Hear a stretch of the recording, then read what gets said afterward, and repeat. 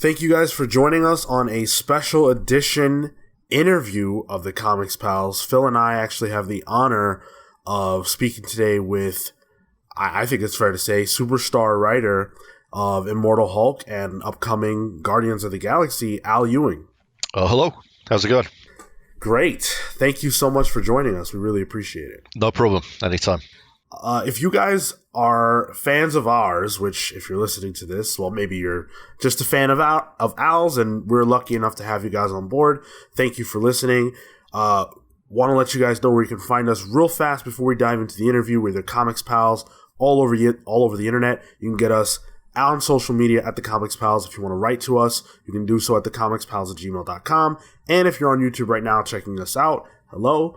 Make sure to leave us a like, drop us a comment, share this video with your friends, and subscribe to our channel. All of those things are free to do, and they help us out a lot more than they cost you.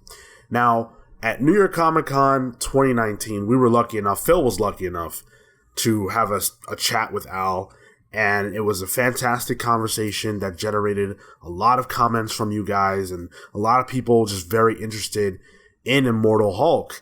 And so just thank you, Al, for joining us here today. And I'm really excited to dive in on the book because I think this is one of the most special books that's on the market from any publisher at all. Oh, well, thank you for saying that. That's very kind of you. We're incredibly happy with how it's kind of been taken up by people. I think it's probably fair to say that we weren't expecting this. We weren't kind of expecting this level of sort of hoopla around it. We were really confident that it was going to do really well for a Hulk book. And so this is like, it's beyond our wildest dreams. And people seem to be on board with us, as we take it further, as we push things into different directions, into sort of more interesting to us directors. You've got the body horror that Joe puts in there, the kind of visual stuff. He's always suggesting stuff. A lot of my own concerns are in there, and people seem to be on board for the ride. So that's really good to know. That's really it's really kind of energizing us to kind of keep going and keep pushing it. Al, going into this, when you come up with the impetus of this idea, does it feel like, I have something really special here? This is going to be something celebrated by a lot of people. Like, does anything like that ever cross your mind going into a project like this? I mean, there's certainly not going into it. I was hoping for people to really like it and get on board with it, and to kind of, even like buy it in decent numbers. But like, I was not going into it thinking it would be acclaimed, I guess, the way that it has been. So that's been a very gratifying surprise, and a very nice one, and it's been wonderful. Now that I'm sort of I've seen how it's gone down, there is a kind of pressure that I put on myself to kind of to keep that up, to sort of, and not so much to kind of keep doing the same things again and again and again, until I kind of run out of steam, but to keep that energy of like pushing forward, doing stuff that kind of excites me and interests me, and kind of, and I know the art team feels the same way, that we're pushing things forward, we're trying to bring new visuals, new ideas. We're trying not to rest on our laurels. So, and I guess there's that. I guess to answer your question, there's that kind of pressure. There's that kind of like that knowledge that it has done as well as it has done. So, we can't slack off. Yeah, we just gotta keep on with it until the run ends, and it does have an end. We've got an end in mind. I know what the last issue is probably going to look like. So, barring sudden massive ideas coming to me in the middle of the night, I've got it planned out. Did you have an end in mind from the beginning? Well, I pitched the first 15 issues. That would have been pretty much to the the end of the Hell arc, and then I had an idea that if things weren't, I mean, I even had sort of little ways I could get out of it. If it really crashed and burned, I have ways to get out of it even before then. But that was sort of my jumping off point if it did, as well as my previous series have done. Let's put it that way. I've not, yeah, I've not been a sort of a long-term guy before now. So I figured, okay, well, I've got my jumping off point here, and this will be like, and then, with the last two issues, 14 and 15, I could have extended the Hell arc a little bit, wrapped things up, done an ending basically. But as it turned out, by the time we got there, I went into the Hell arc thinking, oh god, this is where it's doing so well. And now, everybody's going to jump off it because it's going to get weird. But it's this thing of like, you've got two options in a situation like that. You can either play it safe or you can do what you were doing. And, we did what we were doing. And that was the right decision because people started liking it even more. And so, yeah, that was going to be the kind of the cutoff point. And then I was thinking about, okay, well, issue 25, what do I do about that? And basically, by the time the Hell arc was coming out, we were like, well, we're not stopping at issue 25. That's not happening. As early as that, we just knew, we were in for the long haul. And now I have a new kind of jumping off point, and this is the real actual end of the story. This is like, okay, this is as long as it is. And if we keep it going longer than that, then we're starting to spin our wheels and but like I say, if I have a sudden bolt from the blue and suddenly realize there's like another 20 issues in it, then, but I'm not going to say like exactly when the last issue is because I don't want to jinx it. I've seen that happen. Like, somebody says, oh, we're going to do like so many issues, and then like it doesn't get that far, and I've thought that with things. So the team knows and editorial know, how long we're doing, but I'm not making a huge thing about like, oh, this is going to be so many things. When we get near the time, I'll be like, okay, this is the last issue, and then, people will know. But I want to get a little closer to it before I, blurt it out like that. So I've actually been really fascinated by your Marvel career because you, at least as far as I became aware of you, was really around I want to say the post Secret Wars period, Jonathan Hickman's Secret Wars, where you were on Ultimates, right? And you were on New Avengers. Correct me if I'm wrong. Yep, no, those were the two. And I remember thinking, oh man, Ultimates is so amazing. This is such a cool book, such a different book. And it seemed as though you kind of had the hot hand and Marvel was positioning you as such. But Marvel, they things kind of seem to ebb and flow there. And sometimes you can be the guy, who's positioned to, have these major titles and these really special and important books. And then sometimes you get cooled off a little bit. And you talked a little bit about how you haven't really had that security of being able to say, okay, this run's going to go into the deeper waters. What do you think makes Immortal Hulk the book that has kind of stuck with people and allowed you to tell the story that you really want to tell and really dive in? Part of it is I went in from a place of experience. I kind of, having been through the thing with the Ultimates where like, we had the big ideas, we had the big thing, but we kind of, that issue one, I'm still proud of it, but I think it needed to be more, it needs to grab, and it hit pretty hard.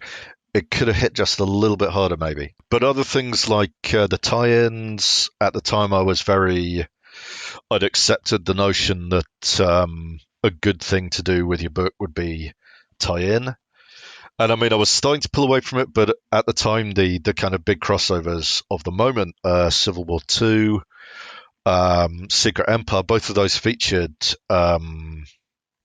Civil War 2 obviously featured Captain Marvel very heavily, Yeah. so, and I was thinking, well, and people were talking about it in terms of, well, okay, stopping problems before they happen. That's kind of what the Ultimates do. They should be involved.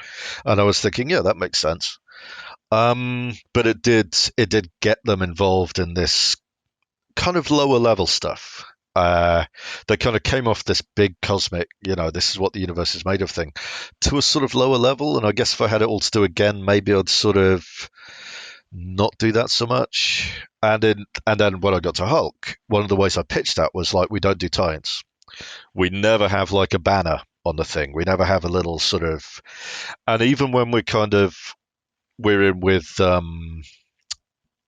even when we go in on things like Absolute Carnage or the Defenders thing from 2018, that's always a separate special.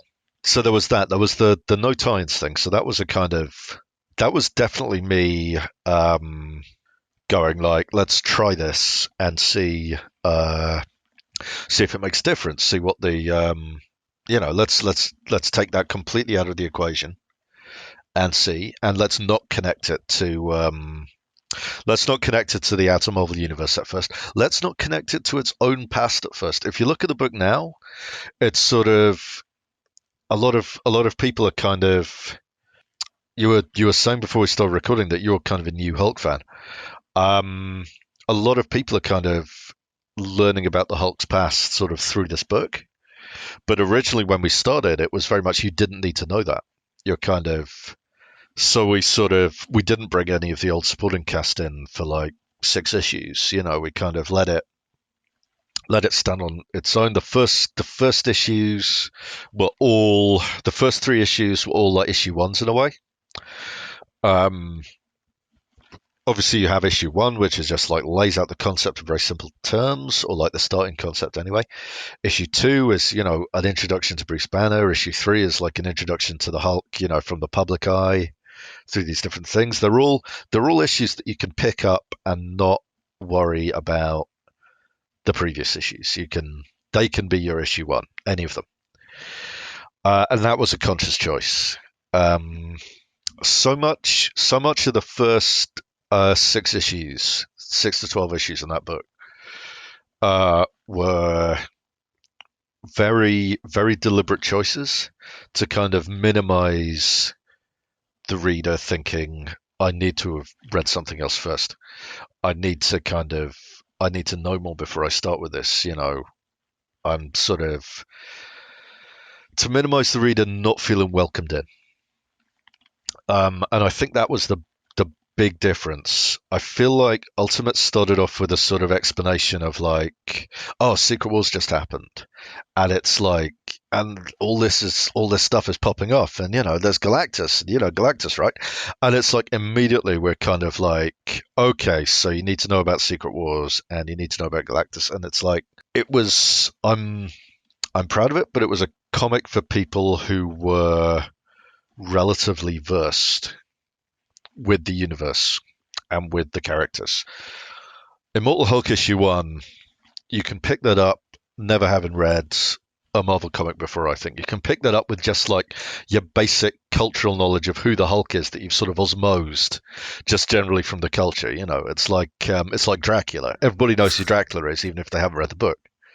Everybody knows who the Hulk is. He's that green guy, the scientist. He's sort of, what was it, Lonely Man theme? He wanders around, he turns into a monster.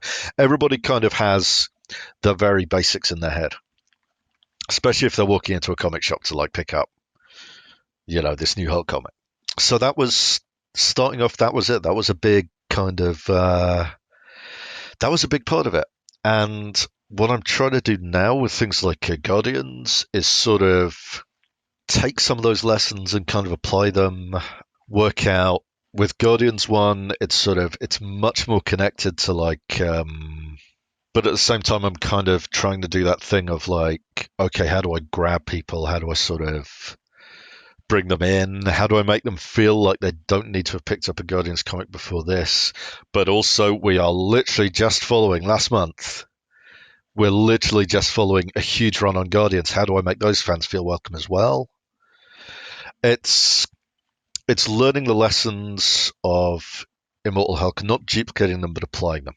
Yeah, that makes a lot of sense. And speaking to what you had said before about the first, 12 or so issues or 6 issues kind of taking a beat to start introducing some of these characters who are relevant to the Hulk's past, as someone who, was not a passionate Hulk fan before this run, it was actually kind of nice to not need to worry about knowing everything.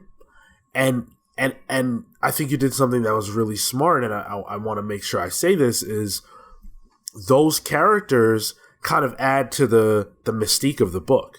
Because when they first appear, when you first see Sasquatch, right? Like, it's clear that he's relevant in some way to the Hulk's past in that first issue where you see him, but you don't know how. And it's like, is he going to try to kill the Hulk right here? Or is he really going to try to help him? And maybe if I had known more about their history, I could have known how that would go down. But I didn't know. And that makes it, there's an element of mystery to it that fits in a book that's about this, big green monster. Yeah. No, I mean, the thing with that, because I knew a lot of people kind of wouldn't know who Walter was, like from A Hole in the Ground. I was thinking of him as like almost like Jackie, in that, like, a new character, a new supporting character for the Hulk. In that he's not really hung around with the Hulk, and yet his origin is very connected. So, and this, all the stuff about them going to college together, that was like established long ago. But I think with issue 4, that was probably the first issue where I was worried about kind of, this is where they all jump off the book. Because it was a very talky issue. The Hulk wasn't really in it. But there was a kind of a trick I did there, which I've sort of repeated a few times since, which is give a character an issue that's like where they have at least a third of the book, a third to a half to maybe the whole thing, to kind of give us the basics, give us like where they come from, what their deal is. Like, so Walter comes in and, we kind of learn his connection to Bruce, his relationship with Bruce. Betty comes in,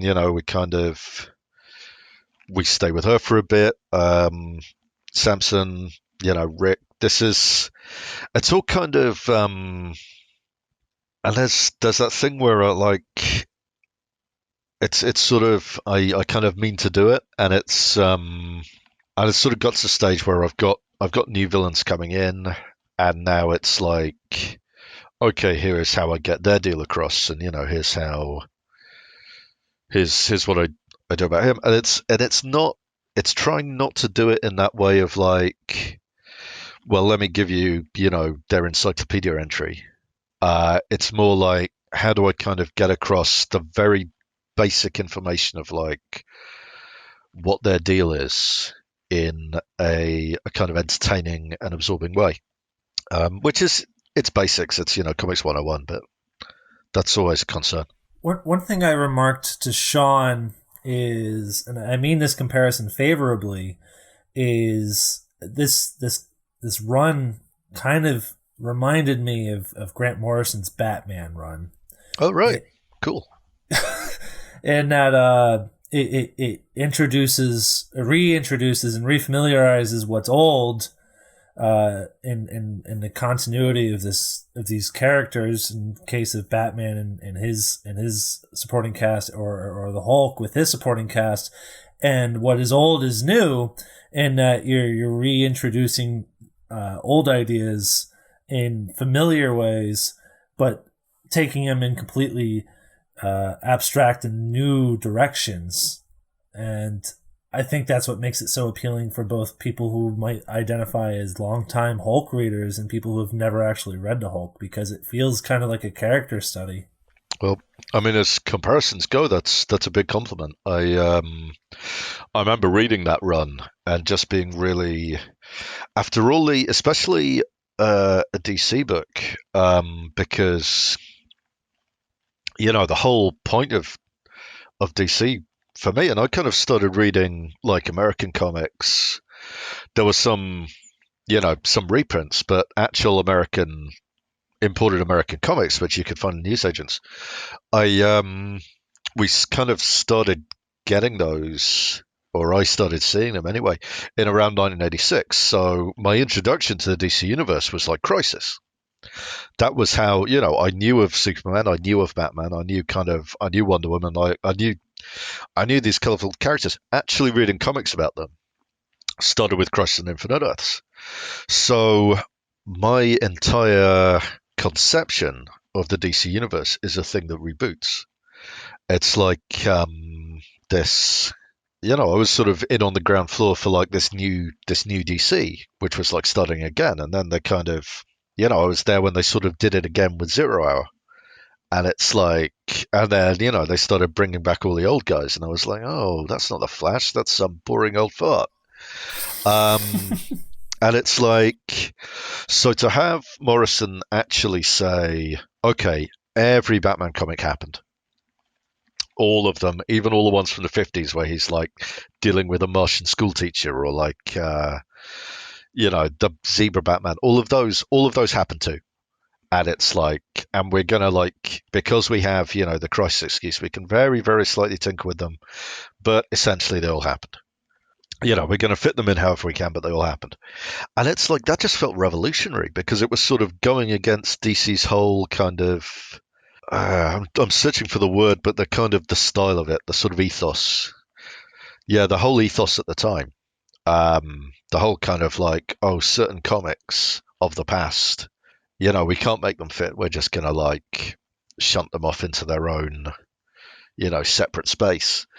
And this was just blowing all that out of the water. So it was just, it felt exciting. It felt interesting. It made me want to go back and read old Batman comics. And then, of course, they reboot the universe right in the middle of it. So naturally, yeah. So you have that issue of Batman International, Batman Incorporated, where it's like it's Batman doing all the old demon stories, except he's wearing that bloody suit with the seams and the piping and all of the, and it looks like it was it's activewear that somebody's like made yesterday, and it's like okay, fine. Great. I would have really liked to see the Neil Adams bat suit in that. That would have made that scene better, but hey, you do you. And it just felt very kind of, that's one of the things I like about Marvel, is that deals with Mephisto aside, they don't tend to reboot. Aside from the occasional individual reboots.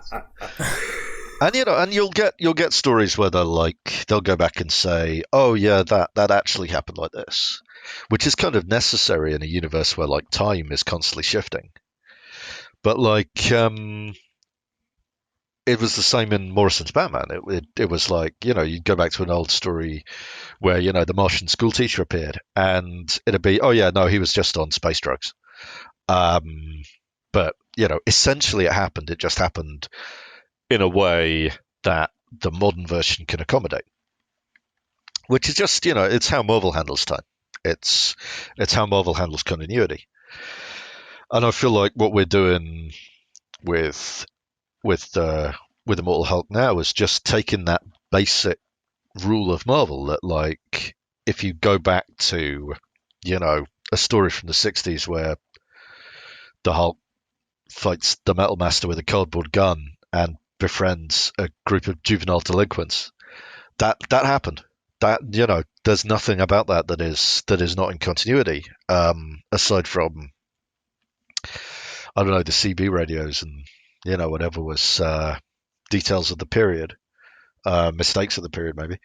But like, essentially everything happened, and I'm just sort of taking that and running with it. It's not, I might be doing a lot of it, but it's nothing that Marvel do not do in small ways, like all the time.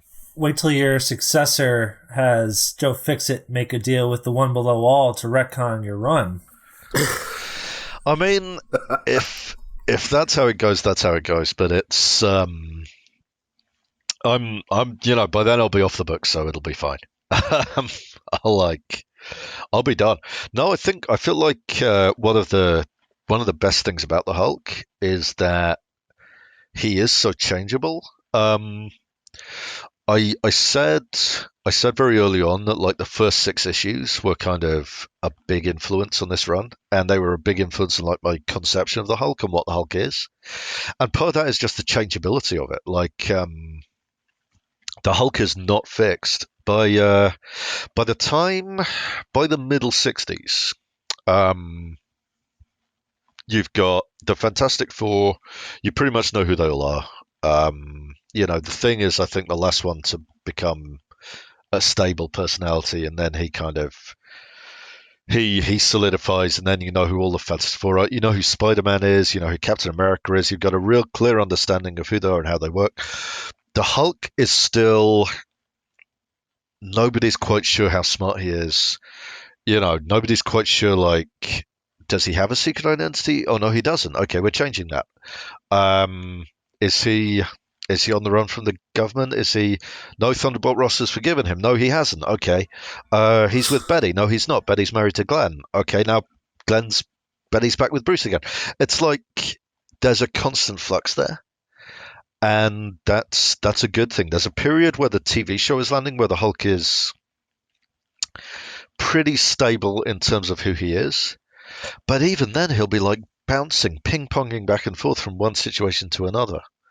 Like I started up my reread of all the old Hulk comics again recently, and yeah, he basically goes to Counter Earth for like no reason. There's one bit just after Harpy is introduced for the first time when Betty becomes Harpy, where literally she's fighting him in the air, and then they both get rammed into by a city in the clouds that just happens to be there. The next issue's just set on this floating city with the Boy Beast on it, and it's like, okay, and it's just this is the sort of thing. It feels very natural for the Hulk, whereas someone like the FF or Spider, they're kind of tied down to particular places, particular venues. Spider-Man's always got to be sort of hanging around the Daily Bugle a little bit. Fantastic Four's kind of moored to the Baxter Building. Most superheroes are kind of in New York. Hulk can just go anywhere, be anything. I think when Bill Mantlo starts, and I think he's the first to kind of bring back that changeability after that stable period. I don't see that as like a change from like a classic Hulk, because there was no classic Hulk. There was just like a relatively long period of stability. But out of all of the Hulk's existence on the comics page, it's a very small amount. Where it was like Banner and the Hulk Smash Hulk. It's only what 10 years, 10 or 12. It's not that long. It's interesting that you bring up the way that the Hulk has kind of constantly changed in his publication history, because I feel like this book represents that really well. It represents that really well, but it also represents, I feel like the book itself and the way that you're constantly moving the character, shifting the story, represents the way that the Hulk is. That he's constantly moving, constantly shifting. He can be anywhere, do anything, and I think that the book itself really well represents that. So when it starts, it's very familiar. Like if you've ever watched the show, the show from, I don't even know what decade it was from. 70s, 80s, I think. Yeah. Early 80s. Like that show, he's kind of all over the place. He's wandering from town to town. And in the first few issues of the book, that was the impression that I got. Or I guess that's the echo for me. And that felt comfortable because I had seen that show before. Go ahead. I mean, that was partly the idea, in that I did want to bring in elements from the TV show, the kind of the wandering element. The certainly in the first 6 issues, until the Avengers issue, basically, there's that element of like, is there such a thing as a Hulk? Which was the big thing of the TV show. It's like the Jack McGee was the only person who believed that the Hulk existed, and he was David Banner. But it's like the whole the Hulk is dead, so these Hulk sightings, it's just nonsense. That was kind of our attempt to like bring a little of that energy into it, and then, but at the same time, if we'd stuck with that, it would have got unbelievable very fast, like very fast. So that had to change, and that kind of started the domino topple, because it's like once we had that kind of permission from the readers to change his circumstances, we could keep doing it, and I feel like we haven't been so much changing it for the sake of it. It's not been ping-ponging, but it's been building, in that we've been building new things on it in new circumstances. And if you look at issue 1 and look at like issue like 29, I think was the last one to come out, they're completely different circumstances. They're completely different styles of book even. But it's like, if you read through every issue between, the idea is that it's like at no point do you feel like, well, this is a leap. At no point do you feel like it's just changing for the sake. Every action builds on the kind of previous thing a little bit. That's the intent, anyway. Yeah, I think it does come across that way. It just feels apt for a character like the Hulk to not be, sort of tied down to one location or even one group of characters. The group of characters has shifted and evolved throughout the book in a way that a lot of series don't do. Yeah, we're kind of closer to like the I think this is sort of our take on the classic Hulk family, the kind of the Greg Pak years in a way.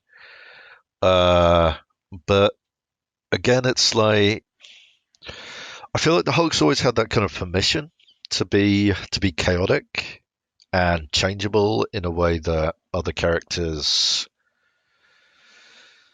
It's like when Spider-Man like ran that company for a while, there was like, I heard you saw a lot of feedback that was like, oh, that's not Spider-Man.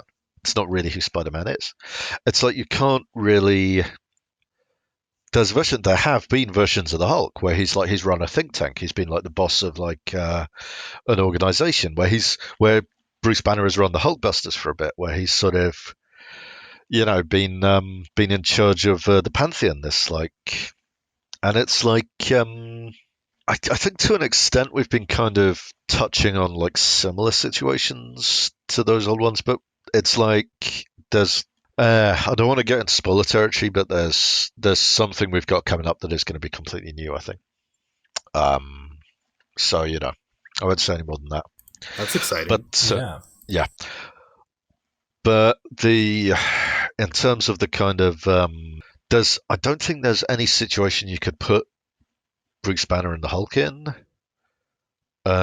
Even being dead, even being like replaced by somebody else, where you can say like that's not a Hulk comic. I don't think he will be dead again anytime soon. I'd be very surprised if the next person on the character decides to do that again. Thank goodness. But I don't. We all knew it was temporary, and I kind of like the. I'm very glad of it. I think another reason we got the readership we did was because people were hungry to see Bruce Banner again.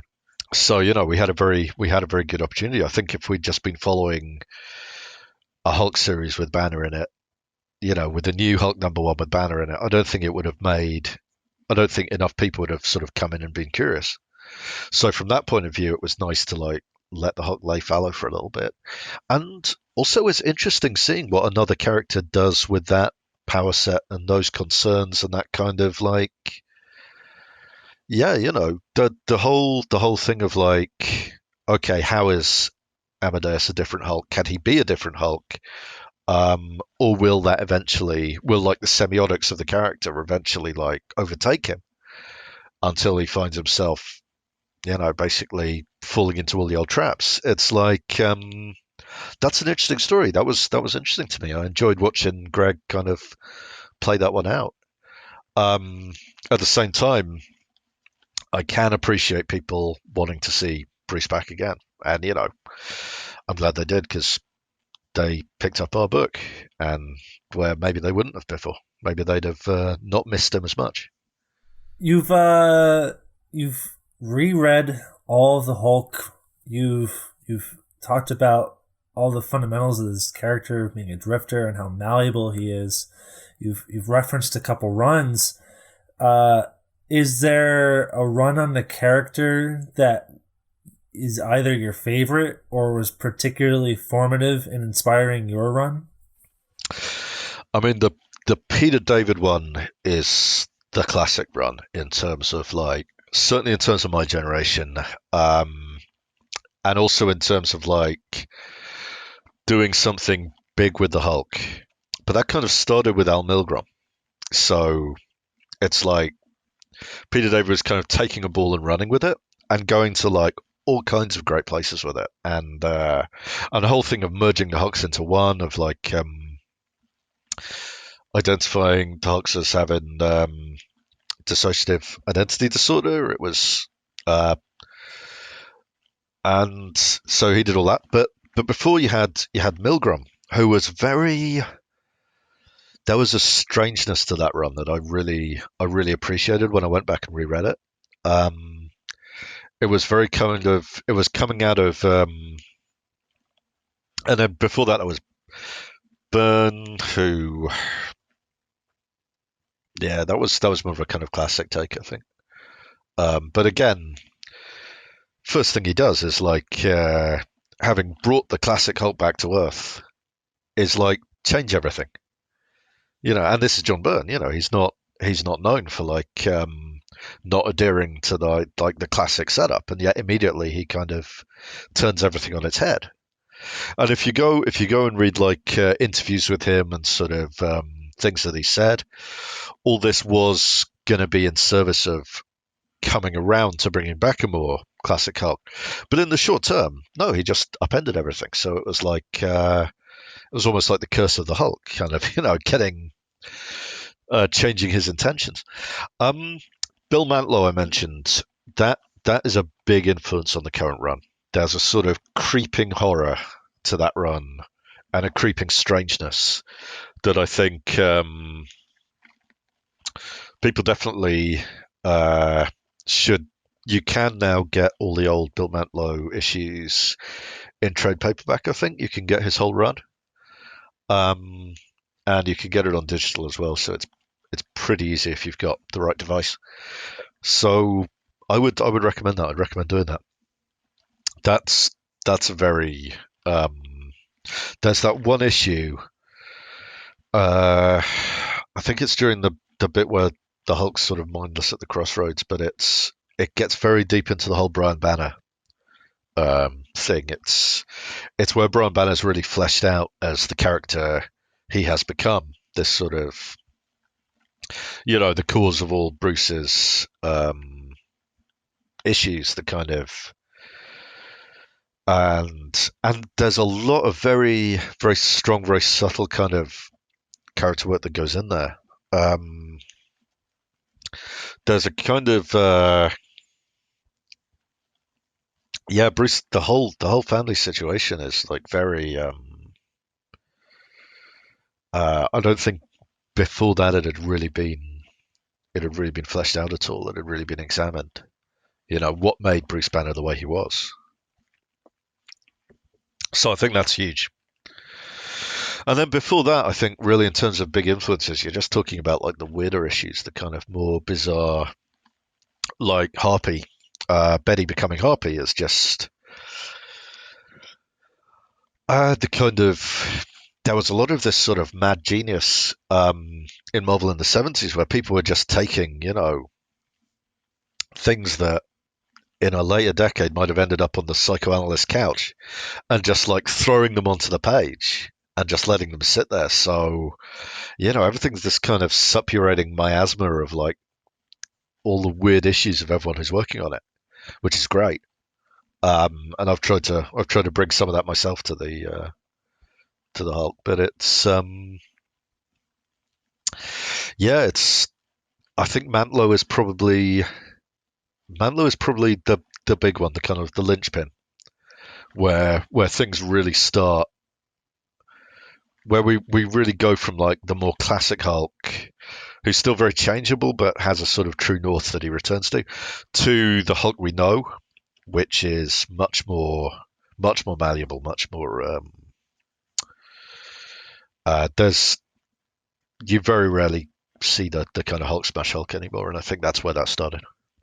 So, the Hulk is a character that I think a lot of people associate with a representation of anger and rage, and there's a lot of reasons for that, and they're good reasons. And I think that your run has explored that more than any other time than I personally read Hulk comics, and like as we discussed, I'm not nearly as well versed. I think I've just more read the last 15 years of Hulk stuff. But your run speaks to me, at least, as a meditation on anger in a lot of ways. Yeah. And I have, it's kind of two parts to this question, but the first part is, what did you bring to the table to sort of have that discussion through this book? What did you associate yourself with Bruce's pain and his anger and the rest of the characters as well? I mean, there is a fair amount of me in this book. It's I did go through some personal stuff as I was writing the early issues that kind of colored my view of the book as a whole. I won't get into that if you don't mind, but it's that's fair. But on the other hand, I was feeling a lot of anger at the time. And I mean, this might just be a side effect of writing the Hulk, but like I was feeling a lot of kind of anger at the time, and I still get angry. To a certain extent, that part of me is starting to burn out. It gets used so much, but it's like, I know it's basically, the times we're living in. The kind of the more I see the world, the more in the world makes me angry. And it's like, this is kind of, I am not alone in that. That is like there's a lot of that going on, but there's also that kind of, there's that thing where you sort of, what you do with the anger, in that, how can you channel it? Can you sort of turn it into fuel? Can you use it to to do good things, make good things happen? And like, what are the limitations of that? And this is an ongoing thought process, but it's like, I don't know. I don't like the idea that anger is necessarily it's a terrible thing, you should never get angry, which is kind of the Bruce position, in that there's always this thing of and this is another thing that Peter David was examining a lot, but the idea that Bruce is essentially kind of has been blocked off from feeling honest anger, because if he gets angry, he turns into this giant green rage monster, and things get broken. But also it's if the Hulk's a creature of anger, if the Hulk's a creature of rage, then which anger, which rage, what is he angry about? Besides I don't know, Bruce Banner getting his toe trodden on, or seeing a rainbow, or that was one he saw. There was this one issue where he saw a rainbow on a perfectly sunny day, and he was like, that's not normal meteorological events. I'm gonna turn into the Hulk. But it's like, I don't know. It's tough. It's like I do kind of feel like there's this sort of there's a kind of rational side to anger, and then it becomes a question of like, okay, well, are you gonna do anything with this, or are you gonna just break stuff, or are you just gonna stew in it? And it's like the Hulk is kind of almost an avatar of like dysfunctional rage, and like he smashes. That's his verb. That's what he does, and it's like he destroys things, and it's like part of what we were doing was like, certainly part of how we pitched it was the idea that Bruce Banner would be kind of trying to use this destructive force inside him, for good, and would be sort of evaluating what that would mean and how that would work. And we're now at a stage where, he's got these very big goals, these very big things to smash. And it's like, the question is it going to work? And, is that enough? Is it enough just to break things? Or,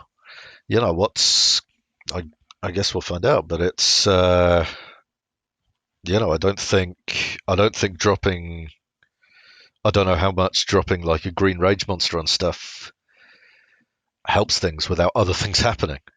Not that we have one of those in the real world anyway. So yeah, there's parts of, I don't know, there's parts of myself in this. I kind of wanted to like explore things like that, explore those questions. I don't pretend to have like answers to them, but they're worth exploring, I think. Yeah, absolutely. And I think for me personally, as a new reader, it's helpful because it allows you to evaluate your own feelings and your own anger. And you made the point to mention that, anger is not a celebrated emotion, and especially we're taught not to give into our anger. It's the only emotion that people actively tell you is sort of bad.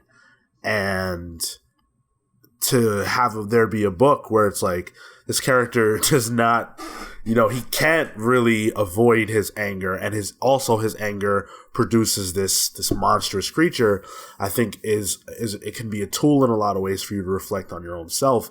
The character actually that I really attached to very quickly was Betty, because I don't know if this was what was in the text or if I'm reading more into it, but I thought that each character in the Hulk family had a different expression of anger or lack thereof expression. And so for her, she has all these things going on in her mind that she wants to say to these different characters who are speaking to her, but instead of talking, she says, mm-hmm, or she tells a lie or whatever, and she's repressing and suppressing all of this rage. So when she turns into the Harpy, for me, it was a traumatic moment. It was like, oh my God, that's so, that's awful. But that's where she's able to express herself when she transforms like that. And I thought that was really cool. I didn't even know that character existed. So I really enjoyed that. I mean, the history of Betty and Bruce is an extremely, it's crazy. We did include her very first line in the Hulk. We flashed back to that, which was, she's brought in as Bruce's like supporting cast, and the very first thing she says on the page is, I don't know, it's something like, Bruce Banner is one of America's most celebrated atomic scientists. I'm sure he knows what he's doing. That's just like, it's the funniest first line, but it's also like this thing where it's like, even when she kind of became a Hulk, she was like the Harpy for about like 5 issues, and this was sort of seen as like a really kind of, oh no, this is terrible. And then that went away, and it and it never came back. And like the time when she was a Hulk for like a long period and have her own book, she was sort of she was a She-Hulk. She was kind of like not just you already have one of those, and it's like and you have She-Hulk, who's kind of like at that point had carved herself out her own space and was no longer like very very quickly carved out her own space. So like she wasn't like a reflection of Bruce. And then you had Betty, who was just sort of another She-Hulk, and it's like, so it's not really kind of her own identity, and it's, as I remember, she was kind of like, just there was some general stuff about her not having any inhibitions, but it was like, or expressing fear, I think, but right, yeah, I recall that. It wasn't her anger she was expressing. And it was like the thing you were saying about her holding stuff back. I did have a voice for her like very early on that was like, okay, she wouldn't say stuff, but it'd be very obvious what she wanted to say. And then when she became the Harpy, I had to kind of think up like what voice does that character have? And I have one rule for her, which is no more than 5 or 6 words in a sentence, but not in a Hulk smash way. It's just that's all she needs. It's like anything more is just yakking on. It's like, and now we're kind of, I think, in this new, in the issue that just came out, and I think in an upcoming issue, we kind of compare her with Leonard Sampson a little bit, and we kind of have them in situations together. And like, Sampson, he talks and he talks and he talks, and yeah, it's there is that thing of like wanting to give her, just as the Hulk she becomes is different and her own. I wanted to give her like a voice as that Hulk that wasn't like not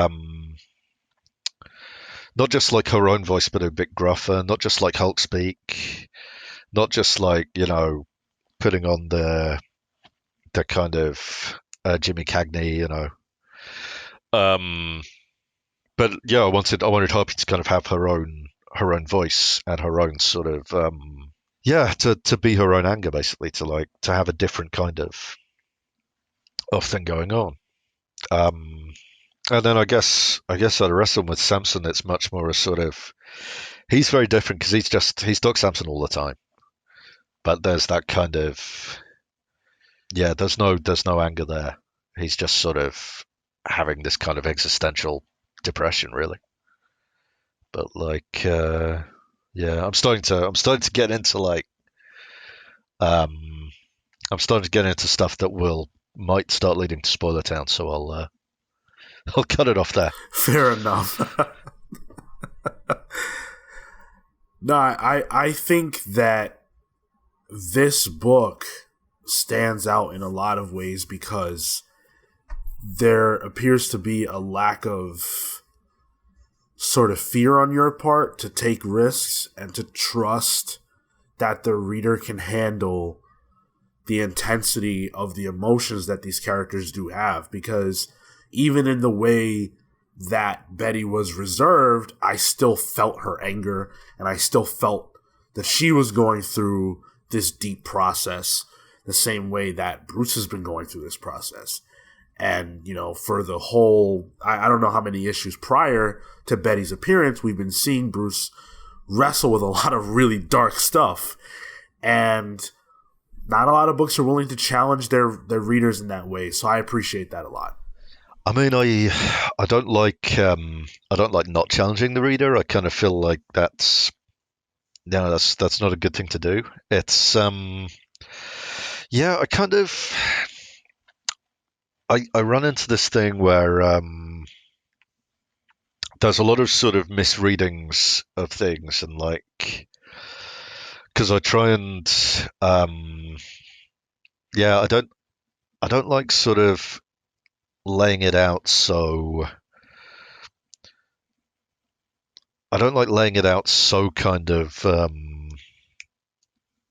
easily. I want the reader to be able to like analyze and make a few leaps of their own and make some interpretations of their own and kind of come up with stuff. I don't really like it when people ask, "Oh, so what does this mean? What's the kind of uh, what's the power hierarchy? How does this relate to this?" It's like some of it's not a game of D&D. It's like a poem. It's like a lot of this is there to be interpreted and kind of sort of. I feel like the reader should be doing an amount of the work in terms of creating the text. In that it's like it's my job to present something that it shouldn't just like slide in easily. There should be a bit of thought, a bit of wrestling with it, a bit of trying to kind of even with like a superhero comic, there should be some kind of like meaty chunks in there for like it shouldn't just like slide down in a very easy sort of swallow. There should be like something to wrestle with, something to sort of get your teeth into. And also the kind of, again, it's that thing of, okay, everybody's reading the book. Do we want to play it safe, or do we not? In the knowledge that like all playing it safe is going to get us is like a slow decline in interest and people reading it, and it'd be kind of betraying the book itself. Do we want to make it easy, or do we want to make it difficult? And that's kind of always the choice. And I think everybody chooses make it difficult, and then the books stand or they fall. But I don't think anybody. I think there are very few people out there who play it that safe. By their own lights. It feels like you challenge yourself too, not just the reader. I think of characters like the Hulk, where they're physically boundless. Hulk can do anything, he can withstand anything, and it feels like you try to challenge him fundamentally as a character and as a concept. You literally send him to hell. You involve cosmic personifications of evil and hate and anger itself, and you put things in a cosmic context. How challenging is it for you to take a tangible character like the Hulk and put him in outside of normal boundaries like that? I mean, I think that's kind of the only choice when you're. I mean, we are putting more restrictions on him a little bit. We're playing with the idea of like exactly how boundless a character he is. I think one thing I decided early on was like the classic catchphrase is Hulk is the strongest one there is. And very early on, I was like, well, if that's true, then let it be true. It's like, for our purposes, he is the strongest one there is. And of course, immediately I get loads of people going, yeah, but is he stronger than like the living tribunal? And I'm like, oh, who cares? That's not the question we're asking. But it's like, for all intents and purposes, he is. If you put the Hulk up against anybody in a fist fight or an arm wrestle, the Hulk should win. Not because that makes him like tough or strong or better. It's just a condition we are operating under, because those questions are really boring. It's like, who's stronger is a really boring question. So we're just taking it off the table. And the other, another dull question is, oh man, will the Hulk die? And it's like, probably not in like issue 3 of his own title. No, I'd have thought. So we kind of take that off the table, and it's like, what's left? Once you've taken like the easy questions and the boring questions off the table, it's like you can start getting into some really interesting stuff. And And this isn't something you could do with Spider-Man. I couldn't say with Spider-Man, like, okay, well, he'll never die, and if it's a contest of strength, he'll always win. Because it's not what Spider-Man stories, are about. It's like I think the thing for Spider-Man is like the variant of that question is, will Spider-Man ever do the wrong thing? Will he ever be tempted to do the wrong thing? And I mean, if you were to say early on, okay, well, in our book, he's never going to be tempted to do the wrong thing because those stories always, we've seen too many of those stories. I could kind of get behind that. I could get behind that as a decision. And it's a similar thing, What is the one thing this character is known for? Let's stop challenging them on that thing. Because we've seen it so many times. Let's start challenging them in these other areas. Let's start attacking from directions they're not used to. Let's get into some different ideas and some different questions and do things that way. It's like Flash is the fastest man alive. It's like the Flash stories where I have not read any recent Flash.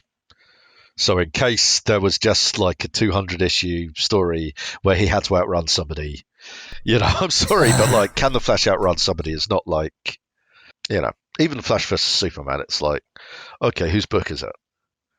Is it whose book is it? And is it a more interesting story if they win or lose? If it's Superman's book, then okay, what's the most interesting outcome for Superman? That's who wins. Depending on the stories you're telling. Last Flash Superman race I saw, the outcome the story needed was Superman winning. So he won. Because the race is not the thing that everybody's reading the book for. People are reading the book to see how does Superman win the impossible race. What is it inherently about Superman? That was what the comic was about. So that was the interesting part. And it's kind of the same with the Hulk. It's like, yeah, he's always going to be the strongest. He's always going to survive. What does that mean? What does that do? It's like, that's the question. So, yeah, sorry, I'm rambling. No, that it's funny because another Grant comparison is his Justice League, where he has the 7 characters who can save the universe over and over. Well, how do you do that interestingly? That was kind of where I likened it to. But the distinction here for me is you take Hulk just in a significantly kind of dark direction with all the John Carpenter-esque body horror. Yeah, that's very much. I think Joe very much brought that to the book. I think if very early on, probably still told the story a bunch of times, but very early on, we had an email exchange where it turned out we both really liked The Thing. I see The Thing in this a lot. So, and I mean, Joe is always like making suggestions that are along the lines of kind of, how about we do this? Like with Zemnu, he knew I was bringing Zemnu in, and that was like one of the. It was like one of the characters. There are characters that like, Joe kind of redesigns and puts his spin on, and Zemnu, wasn't one of those characters.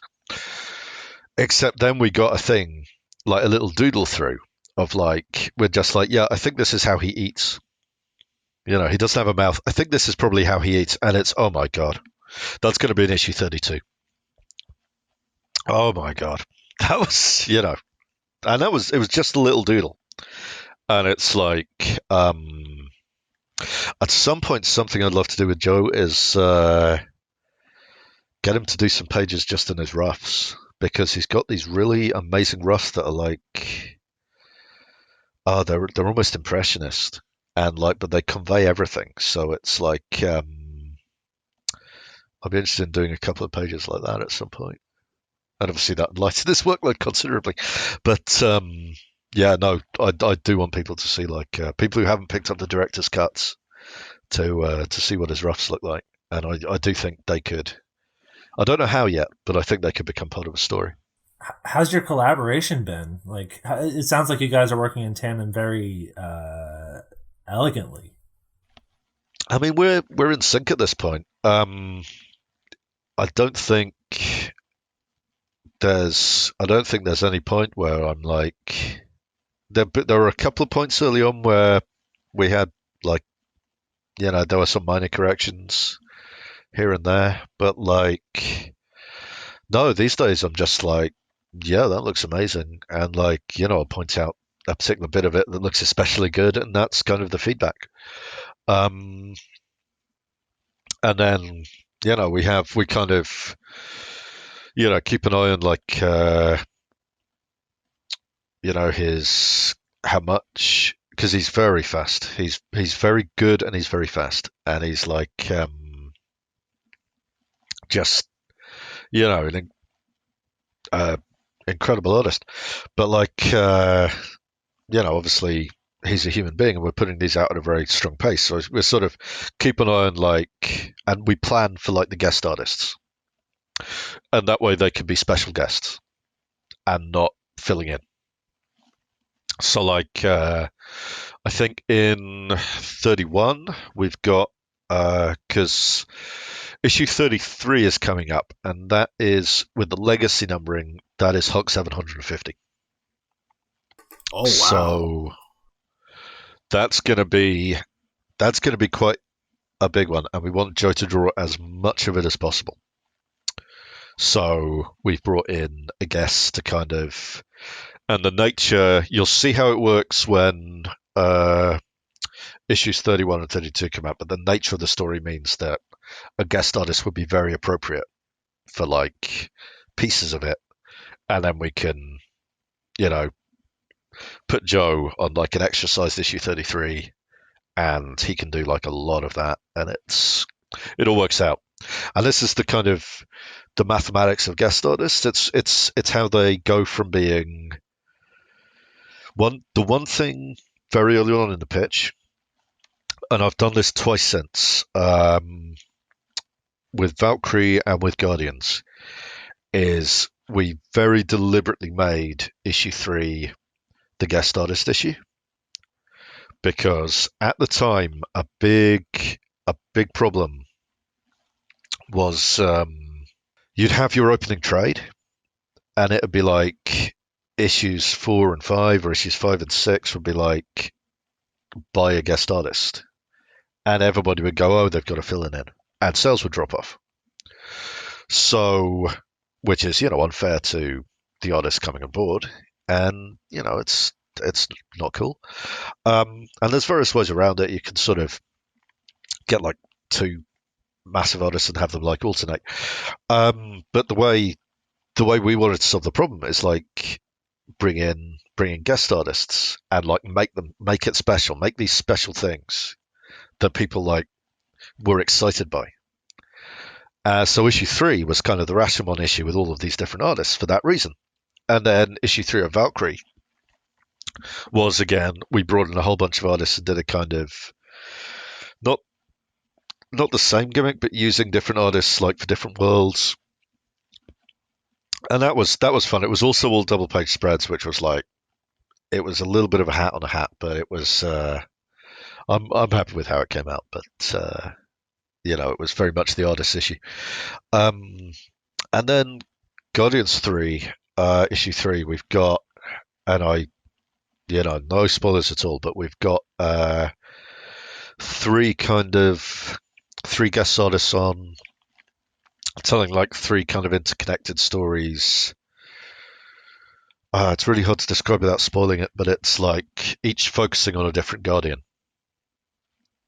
And then, but it's all telling one story, and it's all telling the ongoing story of the first 5 issues. So it's operating on all these levels. But one of the levels it's operating on is we want to have, we want to give like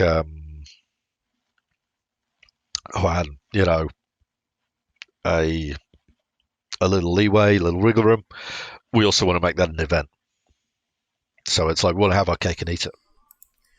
One of the things that I appreciated most about the Immortal Hulk run so far is the way that those guest artist issues do feel special and additive, because, you know, I won't lie, I think a lot of people do get a little frustrated when, you know, you're reading this book and you're happy with the creative team, and then it shifts, and it isn't fair, and it's certainly not the artist's fault, but it does impact the storytelling. You want to see the same individuals working together, and when that gets broken up for an issue or a couple of issues, it can impact the flow. And so I think it was a really heads up choice to make those issues feel special. And quite frankly, some of my favorite issues of this run so far are the guest artist issues, taking nothing away from Joe. It's just that those issues end up feeling unique and fresh and special. I mean, that's kind of the idea, to sort of to take this thing, which, you know, as you say, from like the reading perspective, it's like it can feel like, you know, oh, I wanted this, but it's this. To sort of take that and make it into a strength, into a kind of selling point. I mean, that was kind of like I say, that was in the pitch, because I was thinking, when I pitched the book, I was thinking, like, what is every single reason a reader has ever fallen off one of my books? How do I make that not happen? So it was very much kind of, it was almost designed like, in addition to the kind of, you know, the tone of it, which, you know, I pitched very hard, and the kind of the plot beats and the thinking that went into it. There was also a lot of thinking in terms of, like, how do we avoid the thing where, you know, how do we get past the kind of the natural cynicism, or the not even cynicism, the kind of the disappointment factor, where you pick something up and it's not, you know, you open up your your burger and it's like I don't know, a cheese sandwich. That would be a problem for me. Yeah, that's certainly true. Yeah, it's like there's a cheese sandwich thing there, and it's a perfectly good cheese sandwich, but it's not what you ordered. You know, how to get past that, how to kind of how to get away from the narrative where if the artist on a book is not the starting artist, it is a failure. And that was a narrative that was, like, quite strong at the time. You had a lot of articles in places like Bleeding Cool of, like, oh, so and so's on the book this month. Oh, you know, fill in artist. And it's like, okay, that's the current narrative. How do we change that? And it's so yeah, that was, and you know, I had that idea. Other people have had other ideas. It's like, and I think there is a slight cynicism that has, I think, been earned a little bit, you know, by us.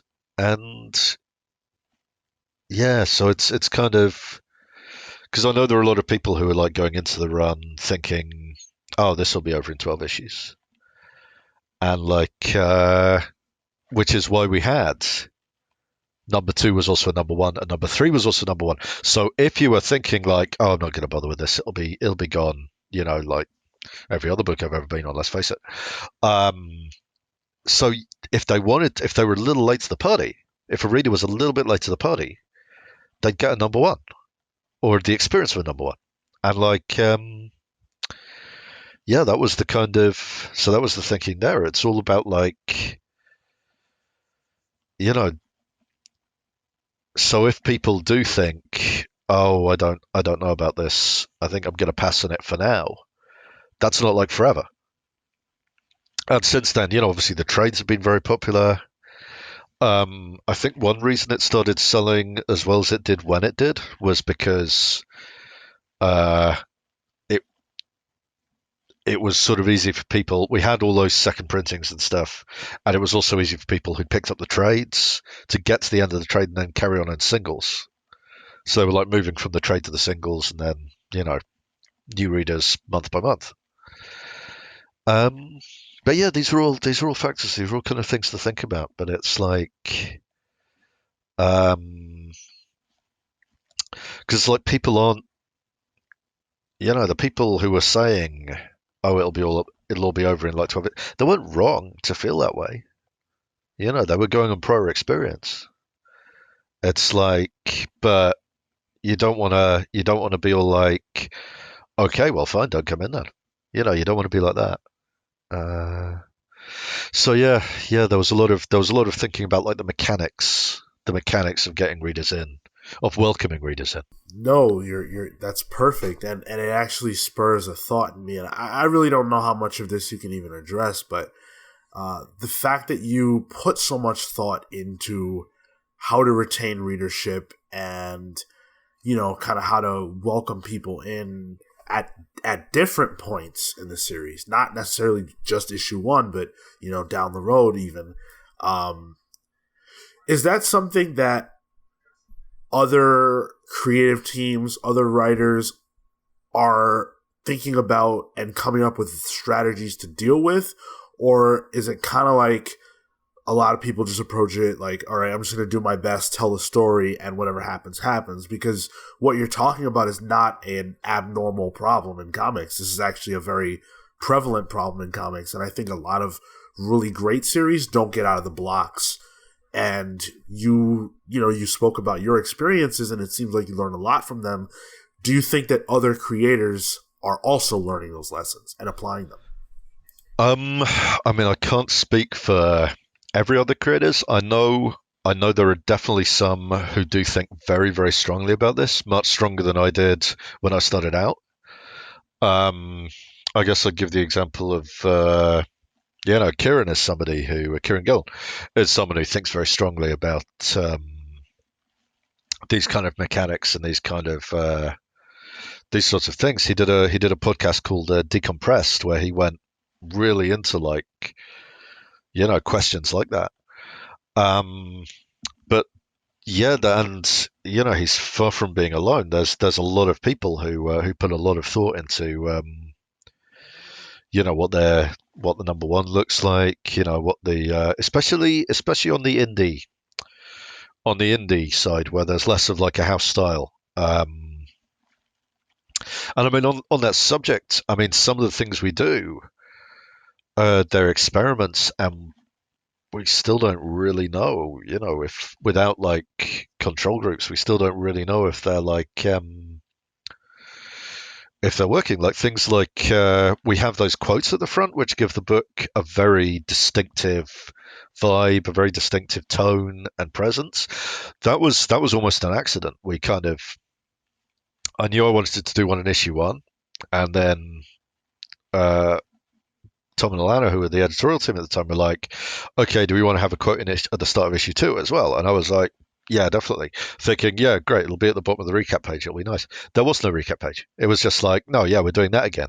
And now that we've done it twice in a row, we're doing that forever. And it's like, and I spent like, I spent 2 hours last night and another hour this morning, like trying to find a good public domain quote for like the latest issue. So I'm locked in now.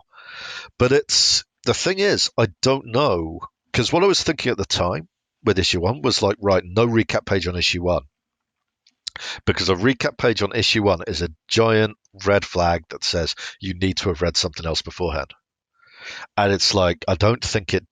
I know my thinking was, all right, what if it doesn't welcome readers in? What if it pushes them away? What if it's counterintuitive? So we experimented with not doing it. And we've had no recap pages. I think we're the only Marvel book that doesn't do recap pages. I can't think of any others that don't have one somewhere. There might be, there probably are. But I don't know if that is. It's an experiment. And I don't know if we've got all the data in on that yet. I don't know if we can say. I mean, we can't start having recap pages now because they just look terrible. Right. And I really like my quotes, but it's like, is it good not to have a recap page? Is it bad? Did we? I don't know. It's an experiment. we don't know what the lesson is from that yet. And I mean, I think we're probably gonna. Yeah, I'm trying to think with Guardians what the situation is. I think that might be going back to recap pages. But like, again, we try things out and then we try other things out. It's sort of an ongoing process. I think people are sort of looking at Immortal Hulk and kind of, I'd, you know, I'd, it'd be very flattering if they're taking lessons from it. But it's like what those lessons are, will be different for different people, and it's all very experimental anyway. So it's like, I don't know, it's like. I imagine there are other creators out there, and they're kind of conducting their own experiments and doing their own thinking, and they found what works for them. And maybe there will be some cross pollination. I've certainly learnt a few things in terms of like, well, use of exposition, things like that, from other writers. So just like looking at their work, so it's like. Yeah, this kind of cross pollination does happen, but at the same time, it's not an exact science by any means. So I wanna talk about Guardians, but before we get into that, and then we'll close out. I do want to get into some of the listener questions that we did get. Yeah, sure. People were very excited to have you on with us today. So first up, we actually have a question. These are coming from our Discord server, by the way. If you guys out there are not on our Discord server and want to get on, we do giveaways. We are answering questions. When we have creators on, we are asking the questions you guys send us. So the link will be in the description below. But the first question comes from Snake of Talons, and he asks. Ask him what other characters he would be interested in writing at Marvel and DC. I never cared that much for Hulk, but Ewing has been killing it on that book. It's a good question. The trouble is, it's also whose job do you want to take? So I'm very conscious of that. I don't know. I feel like at some point, once Mark has finished. And once the guy after him, who's like champing at the bit, has finished, and I will get in the queue at like a future date for Doctor Strange. But I'm in the queue for that one. It's like I've got no burning desire to like steal anybody's job who wants it. I've got no ideas for Doctor Strange that can't wait. Aside from that, there's a few things I've got some, but the thing is, I feel like I can tell the stories I want to tell with most characters. There are basically, it's not at the level where I'm sort of thinking the story and then plugging characters in. But it's like everything I write is like half stuff that is suggested by the characters I'm asked. Do you have any cool ideas about so and so? Do you have any cool ideas about the Inhumans? Do you have any cool ideas about the Guardians? It's like half of it comes from there, and then the other half is like, okay, how does this plug into my ideas and concerns at the present moment? And something is kind of is made from that. So I mean, basically, if you like ask me about a Marvel character or a DC character, I'll probably have something to say about them. Give me 10 minutes and I'll come up with like my take on them. But like at the same time, there's no one character that I'm feeling like I have a real burning desire to write this character. The reason I mentioned Doctor Strange is because, obviously I've been thinking about like magic a lot and these sort of esoteric ideas a lot. So, it plugs into my wheelhouse at the moment. But like, once Mark gets the end of his story, I might be thinking about something completely different. So, I might not want to do Doctor Strange at that point. So it's like, it kind of, that's kind of a name out of a hat almost. On the DC side, it's a little easier. I don't know. I mean, with all the crises, I used to really like Wally West, but I feel like he's a very different character now. He's sort of been crisised a little bit, so it's like yes, he has. he's not the same. And I didn't really feel particularly bad about what happened to him in Heroes in Crisis. I was like, oh, yeah. I was, because at that point, Wally West was the Wally West I knew was long gone. This was just somebody else with a familiar name and a familiar face, but it wasn't the Flash.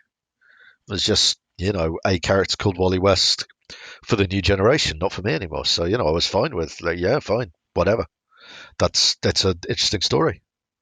Go for it. But it's like, so I didn't feel any kind of sense of betrayal or anything. But at the same time, there's a sort of sadness with the DC characters that like the ones who have that strong bond are like they're long gone. They're ashes in the wind. You'll never get that back again. It's gone. And it's like with the Marvel characters, there's at least that kind of continuity where you can sort of feel along a thread from like the present to some sort of primal essence of them that you remember. Or, maybe the version that you really love of the Marvel characters is the version coming out right now, Certainly the X-Men I really got into were the Grant Morrison X-Men. Oh, yep. Yes. So, I mean, I was a big reader of the Claremont X-Men, and I really liked the emotional core of that team and the kind of the obviously when you were there, that was like they were huge, and rightfully so. But like that was in the past to me. So when the Morrison new X-Men came along, I found myself getting enthusiastic again, getting excited again in a way that I hadn't been for a while. And this is where I start plugging the mouse, because I'm feeling that again. I am legitimately feeling that again right now with the Hickman stuff. So it's kind of like, oh yeah, I'm excited, and it's like which is not to say anything to X stories that have come before the creators of those stories. I was enjoying reading the X-Men, but like this, I'm sort of feeling the crackle again a little bit now. I think because it's doing something different and something that hasn't been really done before, I don't think, in this way. So I've kind of got that crackle back. And it's, so yeah, I think to answer that question, it can be any character. It's the ideas that excite me. I like that answer. That's insightful. Yeah. We're also big. We're also admirers of what Hickman's been doing on X-Men. We have another question here for you. This is from Spring Heel Rick. He says that's what it goes by in the Discord. I would ask AE, is there anything he put out there in retrospect he regrets or wishes he spent more time on? I think my work for Dynamite could have used another couple of passes, and I mean it's old, so looking at it now, I don't know. I was kind of coming in.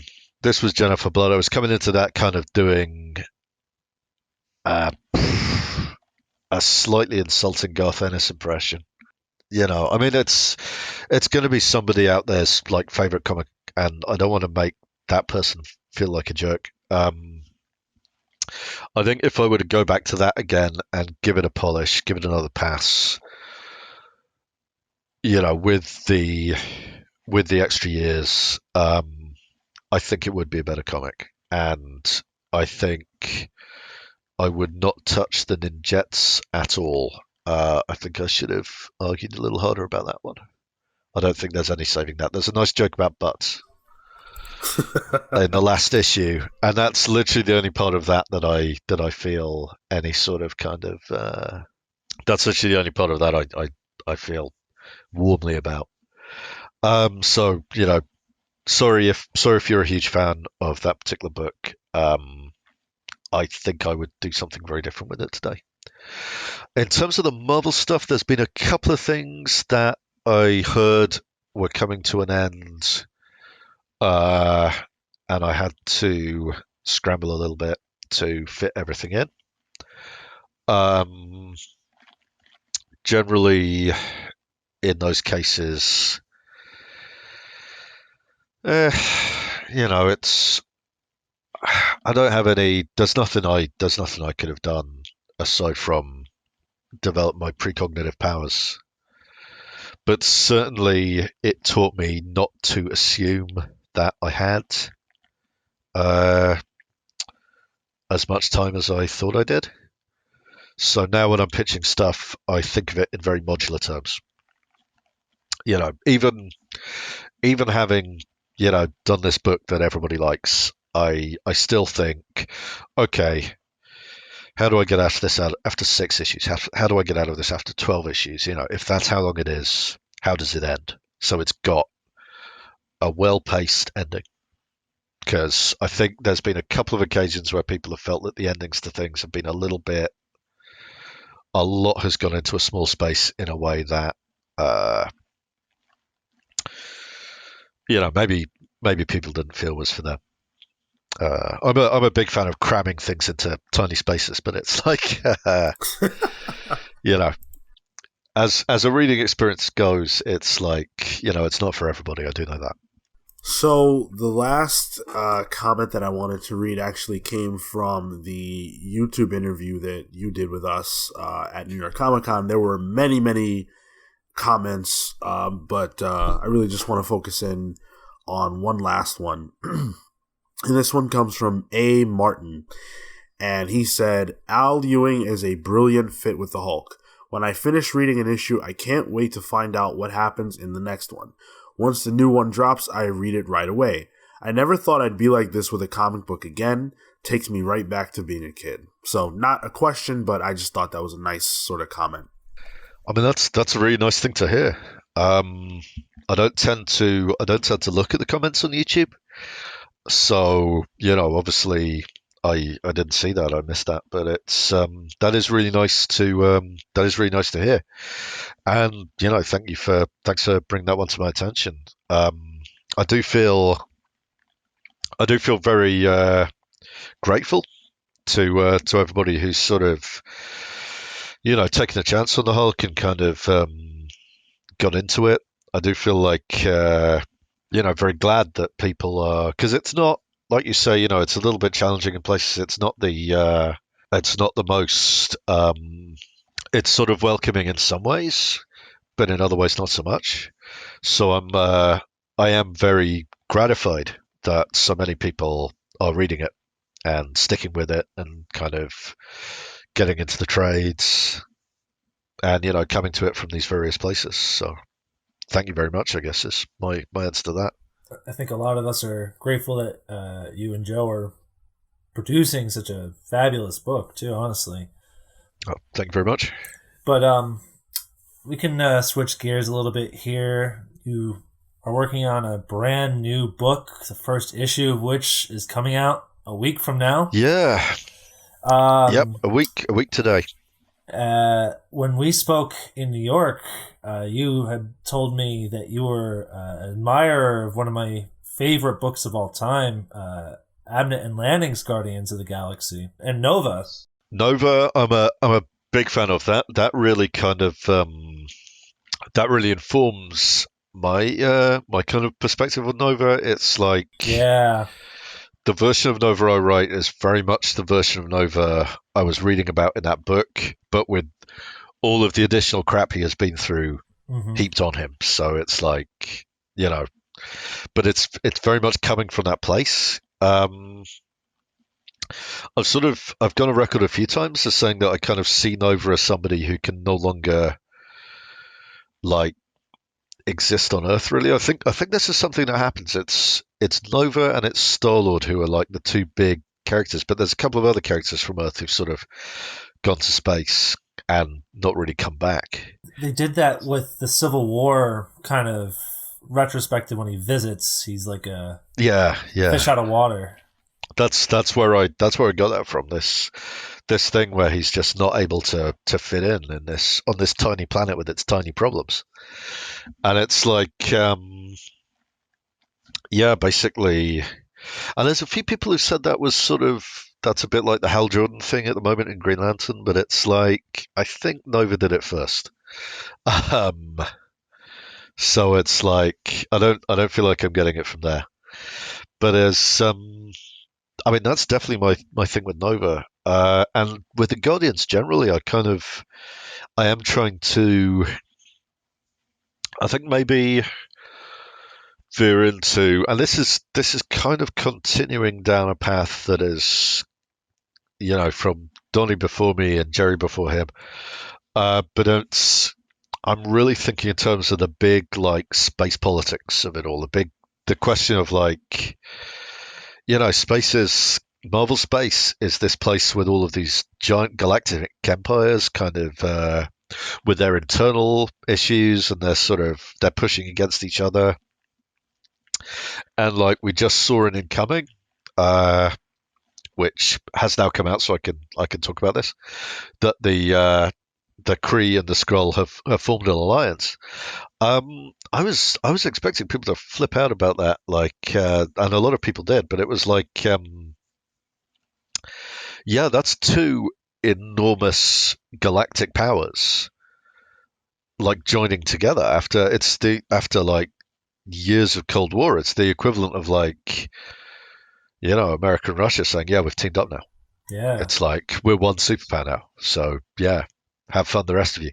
So it's like that's a massive thing, and it's not yet filtered through as we see in as we see in Guardians, like the rest of the galaxy. It's still at the rumor level, and as that breaks through to like we're gonna start seeing more other people like mobilizing and kind of, we'll see the sort of political shape of the galaxy kind of shaping around. A lot of it is inspired by kind of old sort of science fiction books I read as a kid, which had a lot of things of sort of galactic, politics on the galactic scale, and like the movement of like vast armies and vast empires, and kind of and I'm kind of combining that with sort of the modern sense that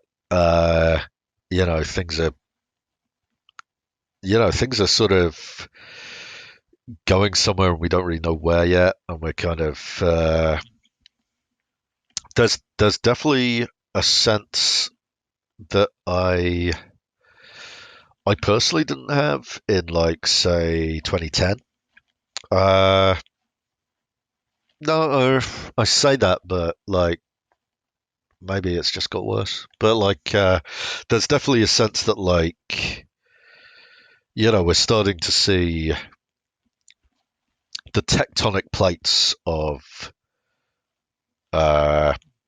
global politics and global society sort of grinding together a little, and like we're starting to see the connections between like, okay, how does this over here affect this over here, and none of it's very good.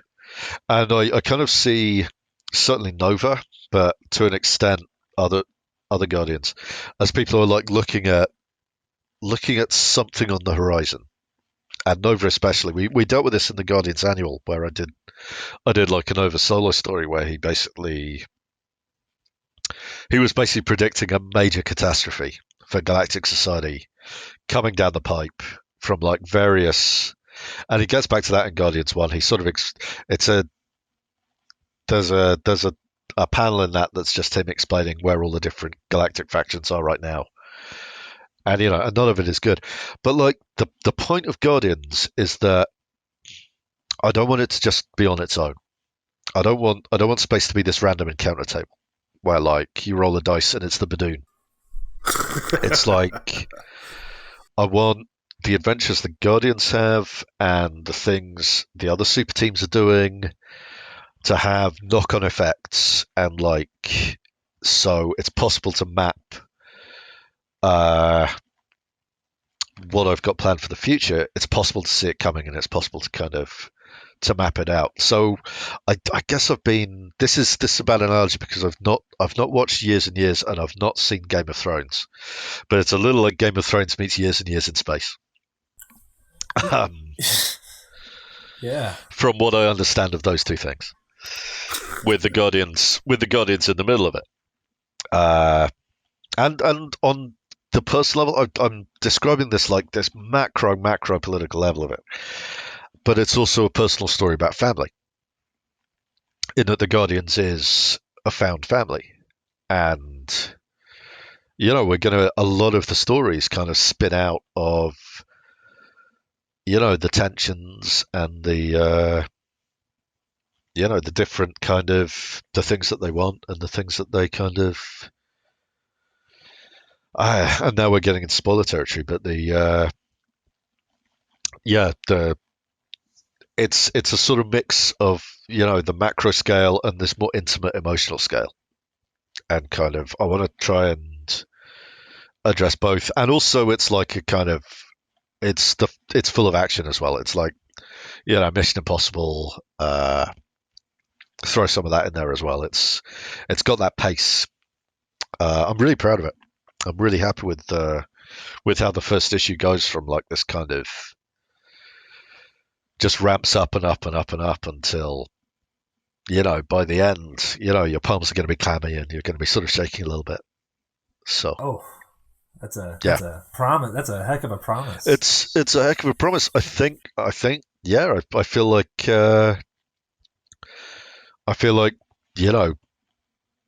between the start of the issue and the end of the issue, it's gonna ramp up. People are gonna feel like they've got, even in 30 pages, people are gonna feel like they've got a lot for their dime or dollar or $5. You mentioned Nova and you mentioned Peter Quill as these two people who aren't really able to go home. I feel like with Quill, there's like a strange dichotomy now with that character, because he was a character of relative complete obscurity until Annihilation Conquest with Keith Giffen and Abbott and Lanning, and then this meteoric success with the movie that came out 6 years ago with Chris Pratt, where he's goofier than he was portrayed. What's your interpretation of Peter Quill? I mean, out of all of, I think it'd be very hard for me to deny that out of all of the Marvel superheroes who've been on the big screen, Peter Quill is the one who I think has been most affected by his movie version. I think with a lot of the others, you can see how the movie version is sort of fed from the comic version. With Peter Quill, there's this sort of, I almost feel like, I mean, it's almost hard to remember, but I'm pretty sure, I think he was sort of a much lighter, he got that lighter tone in the comics, and then it was in the film, but they were so close together. It's really hard to say. Yeah, I think that's when Bendis was taking over at the time. But certainly, if you read the old the Annihilation stuff, he's very hard bitten. He's much rougher. He's much gruffer. He's sort of a veteran. He's very much kind of, and I almost feel like the kind of the Peter Quill that we've seen in more recent years, the kind of the goofier, more lighthearted version, is almost like the bandage over the top of that. The kind of like he's been trying really hard for a long time to kind of be okay, and he's almost managed to fool himself. And I think I don't know. I haven't talked to him about it, but I think that's kind of the version I've been seeing in the Donny Cates stuff. Certainly in those 12 issues, there's a sort of slightly darker, more broken version of Peter. So I'm kind of going with that. There's one thing I want to bring in, because this isn't the first time that Peter Quill's personality has changed drastically, obviously. When we saw him in Annihilation, that was a big change from the original Star-Lord, who was much more of a kind of dashing classic, space hero. Adam Strange type. Yeah, Adam Strange type person. And then, but that was like a drastic change from when he was first introduced from Steve Englehart, where it was this kind of this real asshole who was sort of learning to become like a better human being through like the power of astrology and through a mysterious old man who like lived in space and was like, the master of the sun. And yeah, that I do have this thing where when I'm taking on like a new when I'm taking on a new character and it's somebody I don't fully have a handle on, but I've got a rough idea for, but I don't have like the full. I need some extra juice on that character. I'll go back to their first appearance and I'll sort of try and get some sort of primal vibe off it. And yeah, the Master of the Sun is a really interesting thing to have vanished so completely after like the first thing. So yeah, I do want to kind of get that slight I feel like there's a direction I want to take Peter Quill in that is both slightly away from the movie version and more in the direction that we have seen him going in the last year or so, but also maybe skew that very slightly towards some weirder territory. And I feel like this is all stuff that people are going to take in all sorts of ways and have panic attacks about. But like, I do know what I'm doing with Peter Quill, I promise. And it'll all make sense. At the end of the first year, it will all make sense. I'm very excited to see what you do with him and Richard together. Yeah. No, it's him and Richard. Certainly, him and Richard are very much a pair, and yeah, definitely we're gonna be taking a look at the both of them. It's a good thing I've got that little bit of tape over my camera because my facial expressions will be telling a hell of a tale right now. Oh no, I don't know what that means. Yeah, well, good. No spoilers. No, I do have a little bit of if you show your YouTube audience the sort of red blob that is my astral form. Yes. We conjured you here today. I keep a little bit of tape over my camera because I don't have Alexa in the house either. I don't like it. Yeah. I don't like all the computers listen to you now. Yeah. It's like that's my one little bit of like conspiracy theory paranoia that I allow myself, that I sort of indulge in. We've all got a little bit of tape over the camera. So Bill Gates can't spy me. Well, Al, you've been more than gracious with your time today, and we are so thankful for you joining us. And thank you. Hopefully you enjoyed speaking with us. This has been such an informative conversation on our end. Well, thanks for asking, so many good questions. And, thanks for buying the books as well. Absolutely. As Guardians comes out more and more, I would love to do another deep dive with you on that. I mean, there are certain things that, by the end of that first trade, you will have more questions. Oh, beautiful. And as long as you have answers, we will be talking again. I will have answers. I'll have some answers. There are things I'll have to draw a veil over. But or put red tape over. Yeah, put a little bit of red tape over it. Fair enough. Hopefully you guys at home who are listening enjoyed this conversation. If you have thoughts about what we discussed here on the show, obviously you guys can reach out to us at thecomicspals@gmail.com or any of the other ways that you know to reach out to us. Buy the books, buy Guardians. It's dropping this Wednesday. Go pick that up. If you're behind on Immortal Hulk, there really aren't that many issues to it. I think we just saw issue 29, so that's not so far ahead that you can't, grab a couple trades and jump on board. It's worth your while if you want to read something that's truly special at a time when a lot of people are saying they feel things are stale. This is a standout book. Al Ewing is a standout writer. Joe Bennett is a standout artist, and I think you guys want to be a part of this. It feels like something special. So join the ride.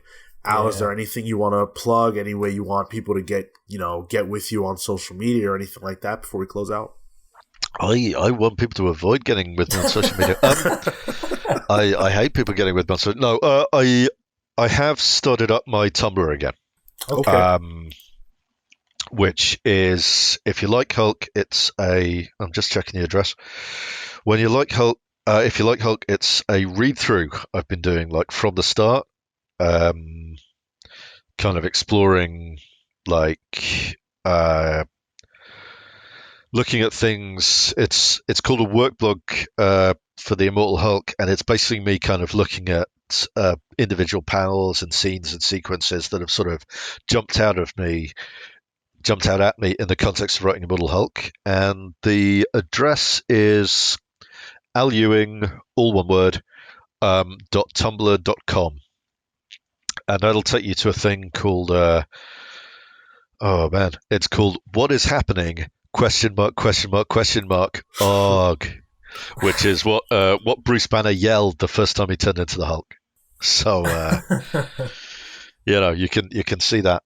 And that's probably, I'm at Al_Ewing on Twitter as well. I'm terrible at Twitter. I'm like, the worst. I've blocked the equivalent of a small city, and I post nothing. So it's like, don't bother with Twitter. There's nothing there. And go to the Tumblr. That's where the action is. That's where it's all happening. But yeah, no, I'm terrible at social. I don't have a Facebook. I'm terrible at social media. That's a cool interactive Tumblr, though, where it's like, oh, this is what's popping out to me while I'm writing this book that everyone likes. Well, I got the idea from when Matt Fraction was writing Fantastic Four, and he had this great Tumblr of like cool Fantastic Four moments. So it's just ripped off entirely from that, except, with my own sensibilities and my own kind of... there's a bunch of... The nice thing about Tumblr is that you can put little hashtags on it, and it's like... so there's all these recurring tags from, like, every time I've noticed, like, a particular recurring thing or, a kind of recurring theme. There's these little hashtags that you can kind of click them on and get, like, every time I've spotted that. So yeah, it is a fun thing. We sort of advertise it a little bit in the back of the comic, in the letters page. But as soon as Will had the idea of doing that, as soon as he said, "Oh yeah, let's point people at your Tumblr," I stopped updating the Tumblr because I got too busy. and then this weekend I was just like, right, I've got a lot to do, but I need to get that Tumblr going again. So I took a bunch of screenshots, and that will be. Hopefully, I'm back at it now. We shall see.